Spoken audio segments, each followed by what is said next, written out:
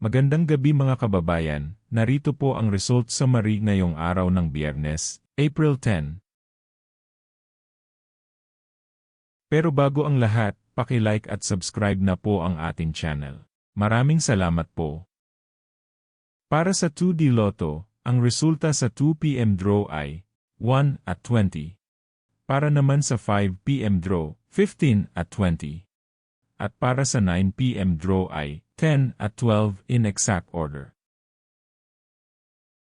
Para sa 3D Lotto, ang resulta sa 2 PM draw ay 9, 7 at 9.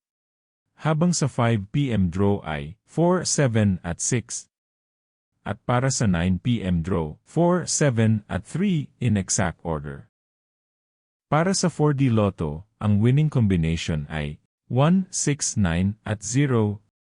Para sa last 3, 6, 9 at 0. At para sa last 2, 9 at 0 in exact order. Para sa Mega Lotto 645, ang ating winning combination, 16, 19, 9, 7, 5 at 44 in any order. Maaari nyo pong i-pause ang ating video para makita at ma-check ng mas mabuti ang resulta at inyong mga ticket. Check nyo na din po ang consolation prize sa ibaba. At para sa Ultra Lotto 658, ang ating winning combination ay 50, 6, 14, 24, 57, at 38 in any order.